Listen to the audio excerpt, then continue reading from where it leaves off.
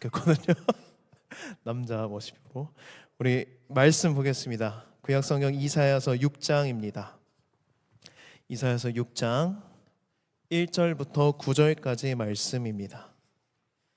이사야서 6장 1절부터 9절까지의 말씀을 우리 한 목소리로 함께 읽도록 하겠습니다. 함께 읽겠습니다. 우시야 왕이 죽던 해에 내가 본즉 주께서 높이 들린 보좌에 앉으셨는데 그의 옷자락은 성전에 가득하였고 스랍들이 모시고 섰는데 각기 6 날개가 있어 그 둘로는 자기의 얼굴을 가리었고 그 둘로는 자기의 발을 가리었고 그 둘로는 날며 서로 불러 이르되 거룩하다 거룩하다 거룩하다 만군의 여호와여 그의 영광이 온 땅에 충만하도다 하더라. 이같이 화답하는 자의 소리로 말미암아 문지방의 터가 요동하며 성전의 연기가 충만한지라. 그때 내가 말하되 화로다 나여 망하게 되었도다. 나는 입술이 부정한 사람이요 나는 입술이 부정한 백성 중에 거주하면서 만군의 여호와이신 왕을 배웠음이로다 하였더라. 그때에 그 스랍 중에 하나가 부젓가락으로 제단에서 집은 바 핀 숯을 손에 가지고 내게로 날아와서 그것을 내 입술에 대며 이르되 보라 이것이 내 입에 닿았으니 내 악이 제하여졌고 또 제가 사하여졌느니라 하더라. 내가 또 주의 목소리를 들으니 주께서 이르시되 내가 누구를 보내며 누가 우리를 위하여 갈꼬 하시니 그때에 내가 이르되 내가 여기 있나이다. 나를 보내소서 하였더니 여호와께서 이르시되 가서 이 백성에게 이르기를 너희가 듣기는 들어도 깨닫지 못할 것이요 보기는 보아도 알지 못하리라 하여. 아멘. 오늘은 2025년의 마지막 예배입니다. 저는 마지막을 되게 중요하게 생각하고 의미 부여를 많이 하는 사람인데요. 마무리를 잘하자라는 마음이 제 안에 큽니다. 그래서 이 마지막 주일 예배에 어떤 말씀을 전해야 될까? 제가 지난 주일에 설교가 없었잖아요. 그래서 2주 동안 기도하면서 되게 고민을 많이 했습니다. 어떤 말씀을 전해야 될까? 마지막이니까 한 해를 돌아보면서 하나님의 은혜를 기억하고 감사를 고백하자라는 메시지를 전할까? 아니면 하나님의 말씀의 중요성에 대해서 말씀을 전하면 좋을까 고민이 많았는데 기도하던 중에 오늘 이번 주 중에 막판에 하나님께서 제 마음에 큰 감동을 주셔서 하나님의 영광이라는 주제로 말씀을 준비하게 됐습니다. 여러분, 오늘 교회에 왜 나오셨나요? 오늘 오랜만에 나오신 분들도 있고 또 몇 주 안 있다가 오신 분들도 있고 전역해서 오신 분도 있고 또 여러 상황과 환경 가운데 오늘 교회에 오게 됐는데 우리가 교회에 오는 가장 중요한 목적은 무엇이냐면 하나님을 예배하기 위함입니다. 하나님을 예배하는 목적이 아니라면 우리가 이 자리에 앉아 있을 필요가 없습니다. 하나님은 우리를 예배하는 존재로 창조하셨고 창조의 목적대로 우리가 하나님을 예배할 때 하나님은 그 예배의 자리에 임재하시고 우리에게 하나님의 영광을 보여주십니다. 이 하나님의 영광을 경험한 사람은 삶이 변화가 돼요.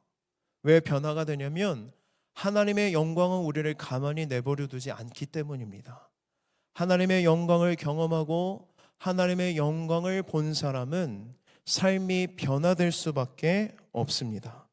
오늘 본문 말씀에 나오는 이사야도 성전에서 하나님의 영광을 벗고 그가 선지자가 되어 하나님의 말씀을 선포하는 자가 됩니다. 오늘 우리도 하나님의 거룩한 임재와 영광을 경험하고 오늘 마지막 주일 예배 때 마무리를 잘하면서 우리의 삶에 정말 하나님의 백성다운, 하나님의 자녀다운, 그리스도인다운 삶의 변화가 임하게 되기를 주님의 이름으로 축복합니다. 우리 그런 기대와 소망을 가지고 오늘 말씀을 들으셨으면 좋겠습니다. 우리 1절 말씀을 함께 한 번 더 읽어보겠습니다. 시작.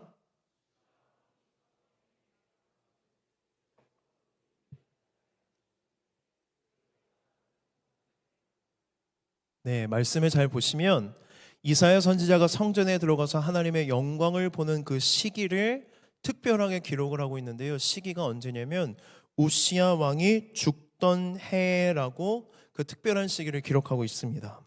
우시야 왕은 52년 동안 남유다를 다스렸던 탁월한 왕이었습니다. 이 52년의 통치 기간을 역사가들이나 이스라엘 역사에서는 어떻게 평가를 하냐면 다윗과 솔로몬 시대만큼 나라가 부유하고 강력한 군사력을 가져서 영토를 확장했던 정말 탁월한 왕이 누구였냐면 우시야 왕이었어요. 이 우시야 왕이 52년 동안 통치하는 동안 나라가 너무 잘 돼서 백성들도 이 왕을 사랑했고 존경했습니다. 심지어 이 왕은 하나님을 신뢰하고 하나님을 예배했던 왕이에요. 그런데 그의 임기 말년에 그가 타락을 하게 되는데, 어떤 타락을 하게 되냐면 하나님께서는 성전에 있는 향을 분향할 때 제사장에게만 분향을 할 수 있도록 권한을 주셨는데, 우시야 왕이 너무 타락하고 교만한 나머지 자기가 제사장의 역할을 하려고 분향을 하려다가 하나님께 징계를 받습니다. 어떤 징계를 받냐면 이마에 나병이 생겨요. 문둥병이라고 하죠. 한센병. 이게 전염성이 강하고 하나님으로부터 저주가 임했다라는 병이기 때문에 격리가 됩니다. 그래서 그가 죽기까지 별궁에서 쓸쓸히 혼자 살아가다가 죽어버려요. 이 왕이 죽던 해에 이사야 선지자가 어디에 간 거예요? 성전에 들어간 것입니다. 나라를 부유하게 하고 강하게 만들었던 왕이 죽었기 때문에 백성들이 낙심했어요. 이사야 선지자도 마찬가지였습니다. 이사야 선지자도 그렇게 따르고 존경하고 좋아했던 왕이 죽게 되자 낙심했고 나라의 미래를 생각하면 너무 염려가 됐고 두려웠어요. 역대하 26장의 말씀을 보면 이사야는 왕의 기록을 담당하는 서기관이었고 기록에 의하면 우시야 왕의 조카라고 해요. 그러니까 우시야 왕의 최측근이에요. 근데 그런 왕이 죽게 되자 낙심하고 두려워하고 염려하는 마음으로 이사야가 어디를 찾아간 거예요? 성전에 간 거예요. 왜 성전에 갔을까요? 하나님 어떻게 하시려고 그러십니까? 하나님의 뜻이 무엇입니까? 앞으로 하나님의 계획이 무엇입니까? 너무 답답한 마음에, 두려운 마음에, 낙심된 마음에 성전에 가서 하나님의 뜻을 구하기 위해 성전에 갔는데, 그때 이사야가 하나님의 영광을 경험합니다. 그 영광을 경험하는 장면을 이사야는 이렇게 고백해요. 우시야 왕이 죽던 해에 내가 본즉 주께서 높이 들린 보좌에 앉으셨는데 그의 옷자락은 성전에 가득하였고. 지금 이스라엘의 왕자는 비어 있어요. 이사야 선지자와 이스라엘 백성들은 우시야 왕의 빈자리에 대해서 슬퍼하고 낙심하고 있었는데 이사야의 마음을 누가 아신 거예요? 하나님을 아셨던 겁니다. 그래서 하나님이 보여주신 영광스러운 모습이 무엇이냐면 보좌는 왕이 앉는 의자예요. 그 보좌에 누가 앉아있는 것을 보여주십니까? 하나님께서 앉아있는 영광스러운 모습을 보여주세요. 그게 무슨 상관입니까? 라고 물을 수 있는데요, 여러분, 우시야 왕의 빈자리에 대해서 너무나도 낙심을 하고 슬퍼하던 그에게 우시야 왕의 빈자리에는 아무 문제가 아니라는 것을 하나님이 보여주신 거예요. 이스라엘의 왕은 나다. 너의 왕도 나고 온 세계와 열방을 다스리고 통치하고 있는 것도 나다. 내가 보좌에 앉아 있으니 걱정할 필요가 없다라는 것을 하나님의 영광을 통해 보여주십니다. 하나님의 영광을 바라본 이사야는 더 이상 우시야 왕의 죽음은 그에게 문제가 되지 않았습니다. 하나님이 그들의 인생과 이스라엘을 다스리고 있다는 것을 그가 두 눈으로 목격했기 때문에 마음의 낙심이 싹 사라졌던 거예요. 강찬 목사님의 찬양 중에 이런 찬양이 있습니다. 하나님을 만나면 끝난 것이다. 여러분 이 찬양 들어보셨나요? 저는 종섭이 차 탔을 때 처음 들어봤거든요. 종섭이 플레이리스트에 있는 찬양인데 제목이 너무 무시무시해서 도대체 무슨 내용일까 했더니 그냥 그 내용이에요. 하나님을 만나면 끝났다. 니네 인생 끝났다고 생각하는 너희들의 문제가 있는데 하나님 만나면 그게 문제가 아니라는 거예요. 여러분, 우리가 예배를 드릴 때 이런 거를 경험할 때가 있어요. 언젠가는 내 삶의 문제와 내 삶과 환경 때문에 내가 너무 힘들고 어려워서 하나님 앞에 나와 지혜를 구하고 싶어서, 또는 어떻게 하면 이 문제를 해결할까 고민하는 마음으로 예배당에 나와서 예배를 드리는데, 예배를 드리고 하나님의 영광을 마주하면서 그게 문제가 아니라는 것을 깨달을 때가 있다는 거예요. 여러분, 하나님을 만나면 끝난 것입니다. 하나님의 영광, 하나님의 보좌, 누가 내 인생을 계획하고 누가 내 인생을 이끌고 계심을 우리가 두 눈으로 목격하고 경험하고 신뢰할 때에 내 인생의 문제는 아무것도 아닌 게 된다는 거예요. 그래서 우리의 인생에서 정말로 중요한 주제는 무엇이냐면 하나님의 영광입니다. 내가 하나님의 영광을 받느냐 보지 못했느냐에 따라 우리 인생이 확연히 달라진다는 거예요.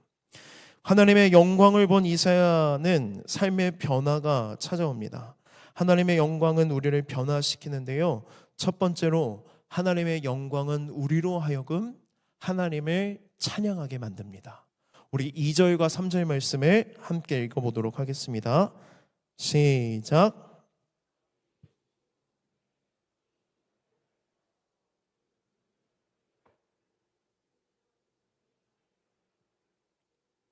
날며 서로 불러 이르되 거룩하다 거룩하다 거룩하다 만군의 여호와여, 그의 영광이 온 땅에 충만하도다 하더라. 아멘. 2절에 나오는 스랍이라는 것은 천사입니다. 하나님이 임재하셨을 때 하나님만 임재한 게 아니라 하나님을 보좌하고 있던 천사들도 함께 임하는데, 천사가 어떻게 생겼대요? 날개가 몇 개? 6개. 우리의 상상으로는 날개가 몇 개여야 돼요? 2개의 머리 위에 이렇게 노란 링이 있어야 되잖아요. 근데 성경에서 말하는 천사는 날개가 몇 개라는 거예요? 6개인데 2개는 얼굴을 가리고 있고 2개는 발을 가리고 있고 2개는 날고 있다라고 성경은 묘사합니다.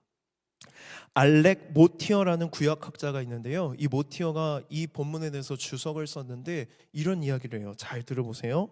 얼굴을 가린다는 것은 하나님이 너무 위대한 빛이기 때문에 내가 당신을 감히 쳐다볼 수 없습니다라는 고백이라는 거예요. 천사는 어떤 존재예요? 천상의 존재잖아요. 죄가 없어요. 깨끗한 존재예요. 그런데 그런 천사도 하나님의 영광을 똑바로 쳐다볼 수 없을 정도로 하나님이 아름다우시고 하나님 너무 빛나시고 존귀하다는 것을 천사가 날개를 통해 자기의 얼굴을 가림으로써 우리에게 알려주고 있다는 것입니다. 그리고 알렉 모티어에 의하면 고대 근동에서 발은 뭘 의미하냐면 주도성을 의미해요. 여러분, 우리가 무언가를 계획하고 생각하고 원하면 내가 원하는 것으로 내 발이 움직이잖아요. 그래서 이 발은 뭘 의미하냐면 주도성을 의미하는데, 천사들이 날개로 어디를 가렸다고 해요? 발을 가렸다는 것입니다. 그것은 무엇을 의미하냐면 내가 원하는 대로 걷지 않고 하나님이 원하시는 대로 걷겠습니다. 내가 결정하지 않겠습니다. 하나님이 결정하시는 대로 순종하겠습니다라는 의미라는 것입니다. 여러분, 죄가 없는 천사들조차도 하나님을 어떻게 여기고 있습니까? 이렇게 존귀하게, 아름답게, 영광스럽게 여긴다면 우리는 어떻게 하나님을 대해야 될까요? 예배할 때에 우리의 태도와 자세, 우리의 마음가짐이 곧 하나님을 대하는 태도입니다. 말씀을 들을 때에 우리의 마음과 태도가 곧 하나님을 대하는 태도라는 거예요. 여러분, 한 해를 돌아보십시오. 52주 동안에 있는 주일 예배 때마다 우리는 어떠한 마음과 어떠한 중심과 어떠한 자세로 하나님을 대했고 하나님을 예배했는가? 우리가 이 예배 시간을 통해, 마지막 이 예배 시간을 통해 하나님을 대하는 태도와 자세가 변화되기를 바라요. 천사들이 하나님의 영광을 바라보고 두 눈을 가리고 두 발을 가렸던 것처럼 하나님을 정말 존귀하게 여기고 하나님을 사랑하고 하나님께 드려야 될 모든 영광을 마땅히 드리는 저와 여러분이 되기를 소망합니다. 그리고 3절에 보면 천사들이 하나님을 찬양합니다. 서로 불러 이르되 거룩하다 거룩하다 거룩하다 만군의 여호와여 그의 영광이 온 땅에 충만하도다. 여러분 이 장면 한번 상상해 보세요. 천사가 서로 계속 찬양하는 거예요. 누구를요? 하나님을. 거룩하다 거룩하다. 이쪽에서 거룩하다라고 하면 저쪽에서도 질세라 거룩하다 거룩하다 하는데 마치 경쟁을 하는 것 같은데 천상의 화모니가 들려집니다. 천사들이 그렇게 아름답게 하나님을 찬양합니다. 왜 이렇게 찬양을 하냐면 찬양하지 않고는 견딜 수가 없기 때문이에요. 하나님은 아름답고 영화로운 분이시라는 것입니다. 천사들은 하나님의 영광에 매료되어 있어요. 하나님의 매력에 푹 빠져 있습니다. 그래서 찬양을 멈추지 않는 거예요. 여러분에게는 이런 경험이 있으십니까? 없으십니까? 매주 그랬으면 좋겠는데 매주 그렇지 않더라도 우리에게 이러한 하나님의 영광을 보고 내가 참을 수가 없어서 찬양을 고백하고 찬양을 멈추고 싶지 않는 그런 영적인 경험이 우리의 삶에 참 많았으면 좋겠습니다. 천사들이 하나님을 찬양하는데 거룩하다 거룩하다 거룩하다 3번 강조해서 반복합니다. 히브리어 문법에서는 무언가를 강조하고 싶으면 2번 반복해요. 최대한의 강조가 뭐냐면 2번까지입니다. 근데 3번씩 단어를 반복해서 쓰는 경우는 하나님을 묘사할 때밖에 없습니다. 여러분 성경을 읽어보시면 무언가 성경의 단어가 3번씩 반복되는 것은 하나님께만 기록되어 있어요.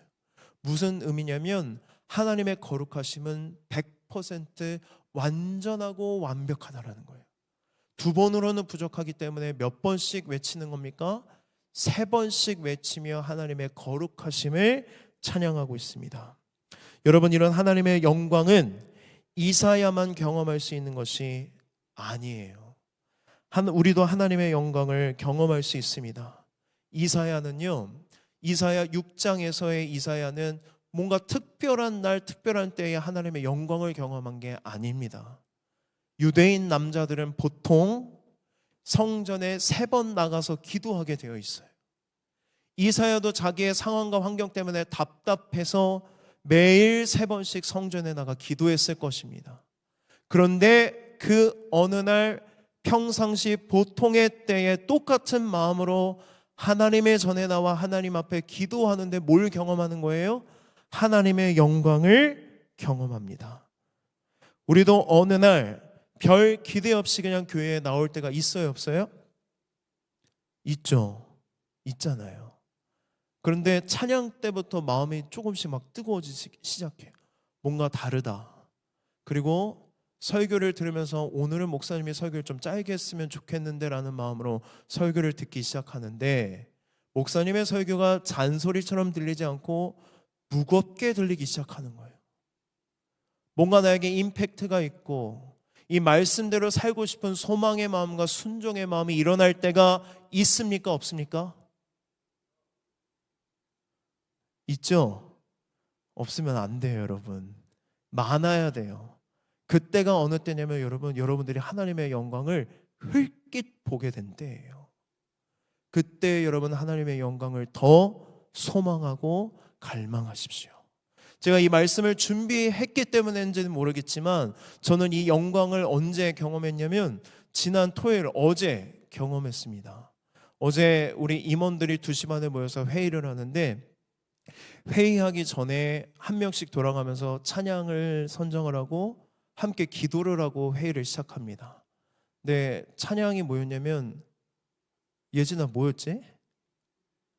예진이가 담당이었거든요. 스캇 브레너 목사님 찬양인데 저 찬양을 부르는데 뭔가 마음이 막 올라오는 거예요. 그리고 함께 기도를 하면서 하나님 앞에 나아가는데 제 마음에 어떤 마음이 드러났냐면 내가 뭔데 이런 은혜를 경험하고 있을까라는 생각을 하게 됐어요. 그러면서 기도하면서 제 자신을 돌아보는데 어떤 영광이 임했냐면, 하나님, 제가 뭔데 이 사랑스러운 임원들과 함께 임원 회의를 할 수 있을까요? 제가 뭔데 이 청년 공동체의 담당 목회자가 되어서 이들과 함께 신앙생활을 할 수 있을까요? 저는 정말 아무것도 아닌데 하나님이 그냥 저를 사랑하셔서 저에게 은혜를 베풀어 주셔서 제가 이 자리에 있네요 라는 고백을 하는데요, 정말 그게 하나님의 영광을 흘낏 봤던 귀한, 정말 짧은 시간이었는데 정말 귀했어요. 여러분, 이런 영광을 경험하게 되면 우리 안에 뭐가 하고 싶어지는 거예요? 하나님을 찬양하고 싶은 마음이 일어나는 거예요. 하나님을 찬양하고 싶다. 그분의 아름다움을 내가 막 선포하고 싶다. 보여주고 싶다. 나타내고 싶다. 자랑하고 싶다. 이런 마음이 우리 안에 계속 드러나는 것입니다. 하나님의 영광에 압도되어 천사들과 같이 우리는 하나님을 찬양하게 될 것입니다. 하나님의 아름다움에 매료되어 하나님을 찬양하게 될 것입니다. 그리고 우리가 이 예배 시간에 하나님을 가장 아름답게, 그리고 그 누구보다도 하나님을 가장 존귀하게, 그리고 내 안에 있는, 마음에 있는 모든 우상들이 다 무너지고 하나님만을 예배하는 마음들이 우리 안에 일어난다는 거예요. 무엇을 경험할 때? 하나님의 영광을 경험할 때, 하나님의 영광을 볼 때 우리는 하나님을 온전한 마음으로 찬양하게 될 것입니다. 사랑하는 여러분, 하나님의 영광을 사모하고 또 사모하고 갈망하십시오. 갈망하는 우리에게 하나님의 영광을 보여주실 줄 믿습니다. 두 번째로, 하나님의 영광은 우리를 회개하게 합니다. 우리 5절 말씀 함께 읽겠습니다. 시작.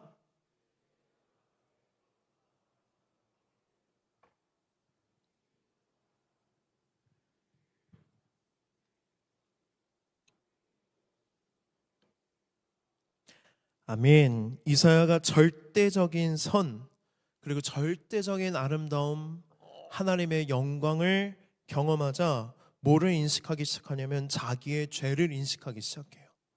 그러면서 자기도 모르게 툭 튀어나오는 고백이 뭐냐면, 화로다 나여 내가 망하게 되었도다, 내 입술이 부정합니다 라고 하나님 앞에 자기도 모르게 고백하는 것입니다. 제가 이런 설교를 하면 여러분 중에 이런 마음을 갖고 있는 분들도 있을 것 같아요. 아니, 목사님 또 죄 이야기입니까? 왜 교회만 오면 죄 이야기를 하고 죄책감을 심어줍니까? 죄를 강조해서 사람들을 주눅들게 만들고 죄책감을 느끼게 만들고 이런 식으로 가스라이팅해서 사람들을 통제하는 것이 기독교가 아닙니까? 라고 생각하는 사람들도 있습니다. 하지만 기독교가 죄를 지적하고 죄책감을 들게 만들어서 자꾸만 무언가를 하게 만들다면 여러분, 그건 기독교가 아니에요. 그건 종교입니다. 율법입니다. 복음은 반대예요. 기독교는 반대입니다. 기독교는 사람들에게 죄책감을 심어주는 대신 하나님이 등장합니다. 여러분, 말씀을 잘 보십시오. 이사야 선지자 앞에 하나님의 영광이 임했을 때 하나님이 죄를 지적하십니까? 아니요. 하나님의 영광이 임했을 때에 죄책감을 하나님이 막 심어주십니까? 아닙니다. 이사야는 그저 절대적으로 선하고 아름다운 영광을 봤을 뿐이에요. 그러자 자신도 모르게 그는 고백하는 것입니다. 이사야가 왜 이런 고백을 합니까? 이사야가 이렇게 고백해요. 내가 만군의 여호와이신 왕을 배었음이로다. 하나님은 아무것도 하지 않았습니다. 그냥 하나님은 임재하셨고 하나님의 영광이 임했는데, 그 하나님을 본 이사야가 하나님 앞에, 너무나도 아름다운 하나님 앞에 내 초라함을 보게 되고, 너무나도 거룩하고 절대적인 선 앞에 자신의 부정함이 보이자 하나님 앞에 자신의 부정함과 초라함을 고백했던 것입니다. 사실 이런 일은요, 하나님을 만났을 때만 경험하는 일이 아닙니다. 때때로 우리는 어떤 사람을 볼 때도 이런 비슷한 감정을 느낄 때가 있어요. 여러분, 한번 그런 때를 떠올려 보실래요? 정말 뛰어난 사람을 봤을 때, 또는 정말 대단한 사람, 또는 내가 가고자 하는 분야에 정말 위대한 전문가를 만났을 때 그 사람과 대화를 하면서 그 사람의 삶의 스토리를 들으면서 우리가 느끼는 감정들이 있어요. 그 감정들이 어떤 감정이에요? 아, 내가 좀 열심히 살아야 되겠다. 내가 좀 잘 살아야 되겠다, 내가 이렇게 살아서는 안 되겠다라는 감정이 드는 순간이 때때로 사람을 만날 때도 있습니까? 없습니까? 있어요. 있어요. 저는 언제 그랬냐면, 이전에 교회에서 동네에 형이 있었는데 제 여동생의 친구의 오빠예요. 교회는 안 다녔어요. 근데 동네 형인인데 동네 형이 백혈병에 걸렸다는 소식을 들었어요. 그 이후에 그 가족이 다 교회에 나와서 기도하기 시작했어요. 사랑하는 아들 손주를 살려달라고. 근데 점차 악화가 돼서 이제 마지막을 남겨두고 있다 그래서 교회에서 한번 신방을 갔을 때 제가 같이 간 적이 있었어요. 중학생인가 고등학생인가.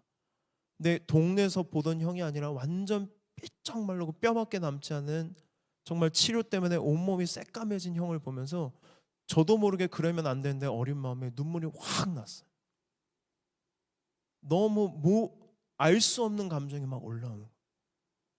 그러면서 제 안에 내가 잘 살아야게 됐다는 마음을 왜 갖게 됐는지 모르겠는데, 그런 마음들, 뭔가 아까 말했던 예와는 다르겠지만 사람을 볼 때도 우리가 경이로울 때, 뭔가 대단할 때, 위대할 때 우리의 마음에 어떤 마음이 드냐면, 내가 잘 살아야게 됐다, 이제까지 내가 막 살았구나라는 마음이 들 때가 있다는 것입니다. 우리는 습관적으로 하나님의 말씀을 어깁니다. 습관적으로 하나님의 말씀을 무시합니다. 그리고 심각하게도 죄책감을 별로 느끼지도 않습니다. 그냥 숨 쉬듯이 죄를 짓습니다.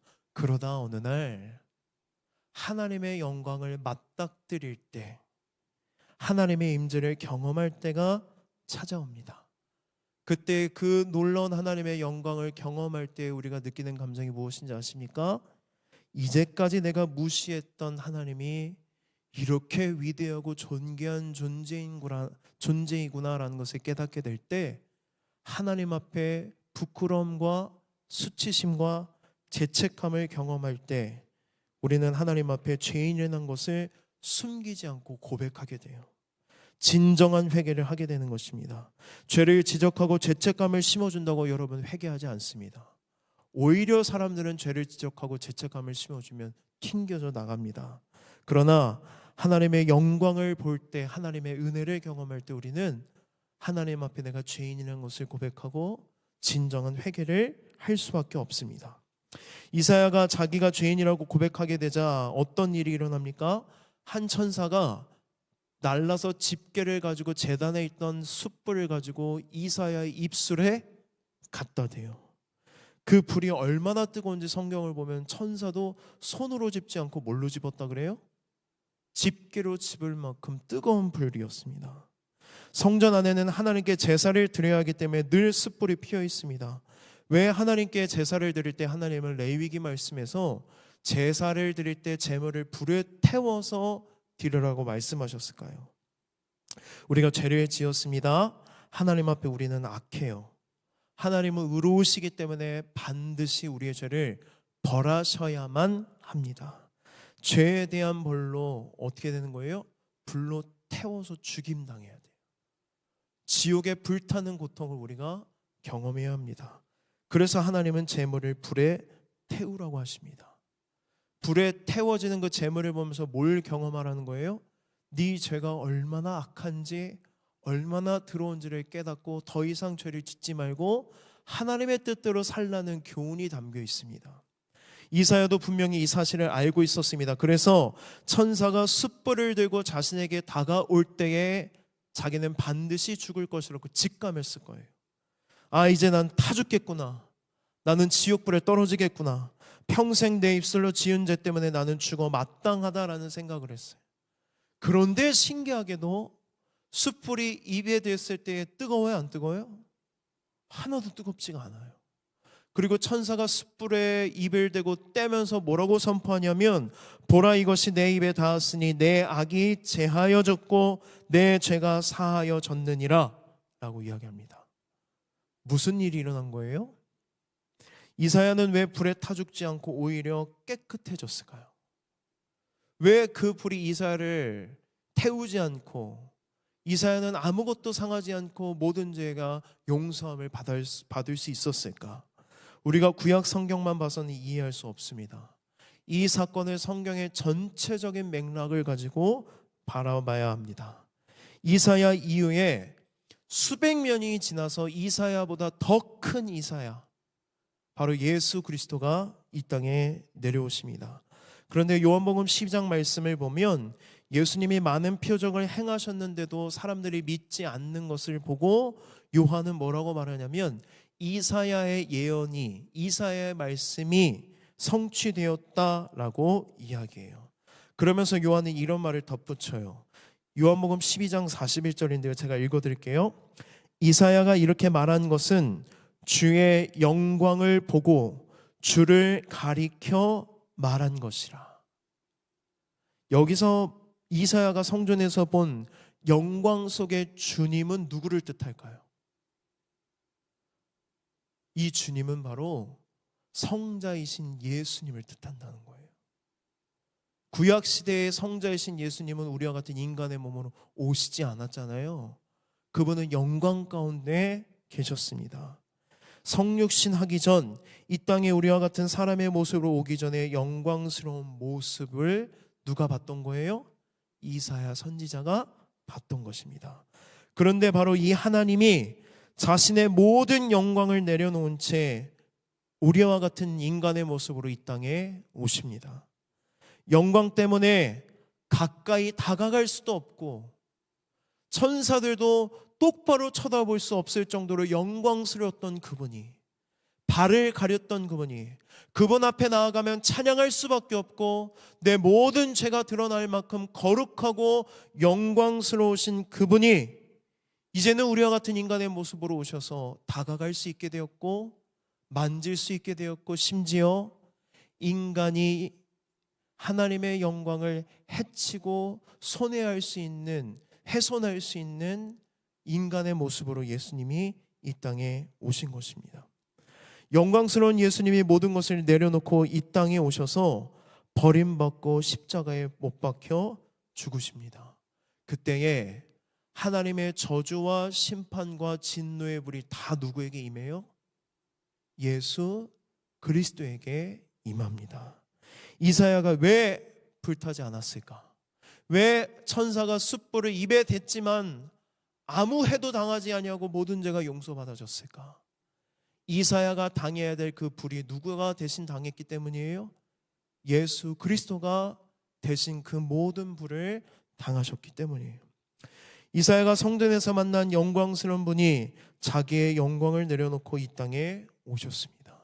여러분, 가장 영광스러운 분이 자신이 사랑하는 존재를 살리기 위해 자기의 모든 영광을 내려놓고 가장 낮은 존재로 모든 이들이 가까이 다가가고 만질 수 있고 심지어 해칠 수 있는 존재로 이 땅에 오셔서 우리의 모든 죄를 대신해 십자가에 못 박혀 죽으시고 부활하신 것보다 더 큰 영광이 어디 있겠습니까? 우리는 예수 그리스도의 십자가 죽음과 부활에서 무엇을 볼 수 있냐면 하나님의 영광의 절정을 볼 수 있습니다. 죄인인 나를 대신해 신이 신의 불에 탔다. 어떤 주석가는 이 본문을 가지고 이렇게 주석하기도 합니다. 우리의 죄책감이 사라지는 곳은 바로 어디입니까? 이 자리예요. 여기예요. 여러분, 기독교는 여러분들에게 죄를 지적하고 네가 죄인이기 때문에 지옥불에 떨어져야 되고 죄책감을 심어줘서 하나님을 믿으라고 하는 종교가 아닙니다. 너희들이 죄인이기 때문에 예수 그리스도가 모든 영광을 내려놓고 이 땅에 왔고 내가 해야 될 모든 일을 대신하셨고 내 모든 죄를 대신해 십자가에 못 박혀 죽으셨고 부활하심으로 우리를 영광스러운 하나님의 자녀로 삼아주셨다는 것이 바로 복음이고 기독교의 본질입니다. 우리는 이 복음을 받아들일 때의 죄책감이 사라져요. 우리는 이 은혜로 구원받았습니다. 믿음으로 고백하십니까? 이 은혜 때문에 하나님 앞에 서서 우리는 내 죄를 고백할 수 있고 죄를 용서받을 수 있고 회개하여 하나님의 은혜로운 존재로 살아갈 수 있게 되었습니다. 이 은혜의 영광을 경험한 우리는 어떻게 될까요? 마지막입니다. 하나님의 영광은 우리를 사명자로 살게 합니다. 우리 8절 말씀 함께 읽도록 하겠습니다. 시작.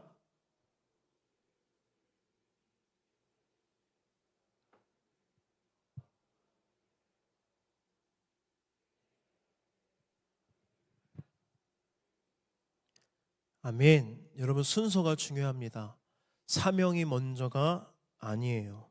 하나님의 영광을 경험하지 않고 죄사함의 은혜를 없이 사명을 따라 살아가면 지칩니다. 번아웃이 찾아옵니다. 왜 오늘 마지막 예배잖아요. 연말이 되면 다 퍼질까? 왜 연말이 되면 내가 사역을 내려놓고 싶은 마음이 계속 들까? 목사님 여기까지인가 봐요. 목사님 내년에는 못하겠습니다. 쉬고 싶습니다. 왜 그럴까요, 여러분? 우리가 사명자로 살아가는데 하나님의 영광을 경험하지 못했기 때문이에요. 하나님의 은혜를 누리지 못하고 있기 때문입니다. 내 힘으로만 사명을 감당하려 하니까 안 돼요. 목회자인 저도 마찬가지입니다. 저도 계속해서 하나님의 영광을 경험하고 하나님의 은혜가 공급되지 않으면 목회를 감당할 수가 없는 거예요. 그래서 우리가 하나님의 사명자로 살기 위해서 날마다 뭘 갈망해야 돼요? 하나님의 영광을 보여주십시오. 예배 때마다 하나님의 은혜를 사모하고 기대하고 간절한 마음으로 주님의 전에 나와 예배할 때에 우리는 하나님이 주신 사명을 붙들고 살아가는 사명자가 될 수 있습니다. 하나님의 영광을 경험하고 죄사함의 은총을 경험한 이사야에게 하나님께서 말씀하세요. 내가 누구를 보내며 누가 우리를 위하여 갈꼬. 그러니까 하나님 앞에 고민이 있는 거예요. 하나님의 고민. 누구를 보내야 될까? 이 이스라엘 백성들에게 내 마음을, 내 사랑을, 내 말을 전할 선지자가 필요하다고 말할 때에 이사야 선지자가 이렇게 대답합니다. 내가 여기 있나이다. 나를 보내소서. 하나님의 영광은 우리를 사명자로 살게 합니다. 나를 대신해 십자가에서 죽으시고 부활하신 예수님이 나를 변함없이 사랑하시고 구원의 은혜를 베푸셨다는 것을 믿는 사람은 사명자가 돼요. 그래서 우리의 고백이 어떻게 됩니까? 하나님, 내가 여기 있습니다. 하나님, 나를 보내십시오. 이게 무슨 고백인지 아십니까, 여러분? 주님, 이제까지는 내 마음대로 살았습니다. 자기 중심적으로 살았습니다. 이제까지 내 삶의 주인은 나였습니다. 그래서 내 삶은 형편없었습니다. 이렇게 평생 살아가다 보면 내 인생은 망했을 것입니다. 그러나 나에게 하나님의 영광을 보여주시고 구원의 은혜를 베풀어 주셔서 내가 새 생명을 얻고 내 인생의 주인이 하나님이 되셨습니다. 하나님 감사합니다. 이제는 내 마음대로 내 뜻대로 내가 다니지 않겠습니다. 천사들이 발을 가렸던 것처럼 내 모든 주도성은 하나님께 있습니다. 하나님께 속겠습니다. 내 마음대로 내 뜻대로 움직이지 않겠사오니 하나님 나를 보내주시옵소서. 하나님 부르시면 나는 순종하여 그곳에 나아가겠습니다. 이 말은 우리가 지금까지는 나를 위해 모든 일을 해왔지만 이제는 주를 위해 살겠다는 거예요. 여러분, 사명자로 살라고 할 때 오늘 가셔서 신학교 가시고 선교 나가라는 얘기가 아니에요. 여러분이 살고 있는 그곳이 선교지입니다. 여러분이 살고 있고 여러분이 걸어가고 있는 그 장소가 다 하나님의 뜻대로 살아가야 되는 사명의 자리라는 거예요. 그런데 내가 사명자라는 것을 잊고 내 마음대로 내 뜻대로 그냥 내가 좋을 대로만, 내가 편할 대로만, 내가 원하는 대로만 살았지만 이제는 그렇게 살지 않겠다는 고백이에요.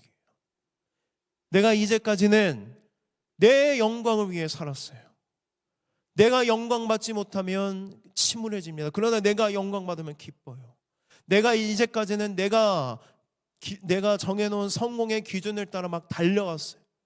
그리고 내가 잘 되면 내가 잘 된다고 생각했는데 그 기준에 미치지 못하면 열등감을 느끼고 내가 성공하지 못했고 실패한 인생이라고 여겼어요. 또는 여러분들이 인정을 위해 살았다고 봅시다. 모든 사람들이 여러분들을 알아주고 인정해주면 여러분은 행복해요. 그러나 사람들이 나를 알아주지 않고 인정해주지 않으면 낙담하고 실망합니다. 그런데 이사야 선지자가 고백한 건 이거예요. 하나님, 이제는 내 성공을 위해서 살지 않겠습니다. 사람들의 인정을 위해서 내 영광을 위해서 살지 않겠습니다. 이제는 하나님께서 예수 그리스도 안에서 나를 살리셨고 하나님이 나를 인정하고 계시고 나를 변함없이 사랑하시기 때문에 이제는 모든 일을 누구를 위해서 하는 거예요? 하나님을 위해서, 하나님 나라를 위해서 살아가는 겁니다. 그러면 우리 인생에 어떤 변화가 오는지 아세요? 자유해져요. 누가 나를 인정해 주지 않아도 자유합니다. 내가 생각했던 기준에 미치지 못하더라도 자유합니다. 여러분, 이게 면죄부가 아니라는 건 아시죠? 막 살라는 얘기가 아니에요. 열심히 살되 모든 결과와 영광은 누구에게 맡기는 삶이에요? 하나님께 맡기는 삶. 그렇기 때문에 늘 기쁘고 행복합니다. 이것이 바로 하나님의 영광을 경험한 사람들에게 나타나는 삶의 모습입니다. 말씀을 정리하겠습니다. 여러분, 오늘은 2025년의 마지막 주일 예배입니다. 여러분, 여러분의 한 해를 잠깐 돌아봤으면 좋겠어요. 잠깐 눈을 감아 보실까요? 눈을 감아 보시고 한 해 동안 우리가 어떻게 살아왔는지, 무엇을 바라보고 달려왔는지, 내 인생의 목적과 삶의 이유가 뭐였는지 한번 돌아봅시다.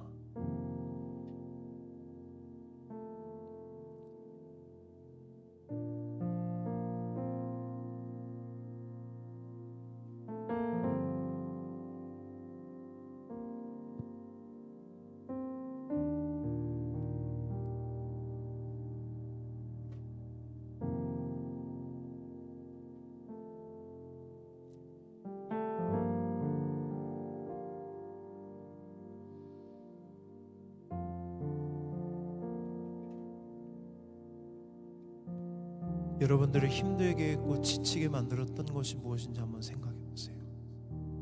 한 해를 돌아보며 행복했는지,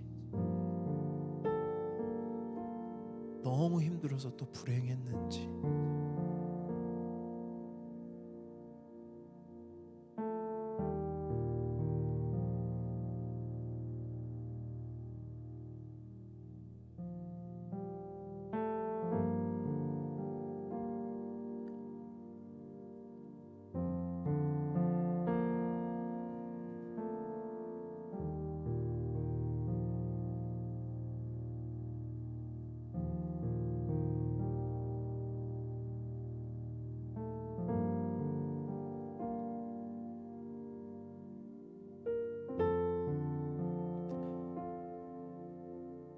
(2025년) 한 해 동안 여러분 사명자로 살아가셨습니까? 하나님의 영광과 십자가 구원의 은혜에 감사하며 주를 위해 사셨습니까? 아니면 나를 위해 사셨습니까? 사명이 무엇인지도 모른 채 그냥 하루하루 살면서 버티고 견디며 급급해하며 살아가지는 않았습니까? 저는 여러분을 정죄하거나 죄책감을 심어주려고 하는 말이 아닙니다. 하나님의 영광을 경험하지 못하면, 십자가 구원의 은혜를 경험하지 못하면 사명대로 살라고 해도 살 수 없습니다. 그러나 만약 여러분들이 하나님의 영광을 경험했고 십자가 대속의 은혜로 구원받았다면, 그럼에도 불구하고 사명자로 살지 않았다면, 오늘 마지막 이 주일 예배를 드리는 이 시간, 하나님 앞에 돌이켜 회개하고 다시 결단하는 시간과 회복하는 시간이 되기를 소망합니다. 여러분 중에는 위로가 필요한 지체들도 있을 거라고 생각합니다. 하나님, 너무 지쳐 있습니다. 하나님, 위로가 필요합니다. 하나님, 힘이 필요합니다. 여러분, 하나님의 영광을 이 시간 갈망하십시오. 사모하십시오. 하나님의 영광은 여러분의 모든 것이 될 것입니다. 하나님께서 오늘 우리에게 하나님의 영광을 보여주실 것입니다. 이 시간 우리 함께 찬양하고 하나님의 영광을 구하려고 하는데요, 아까 시선 함께 찬양하면서 그런 마음이 들더라고요. 우리의 시선이 나를 향해 있으면 하나님의 영광을 볼 수 없겠구나. 좀 나를 향하고 있고 이 땅에만 두고 있던 시선을 하나님께로 돌이켰으면 좋겠다. 우리 그런 믿음의 고백을 가지고 시간 우리 주 하나님 함께 찬양할 텐데요, 정말 하나님의 영광을 갈망하는 마음으로 함께 찬양하겠습니다.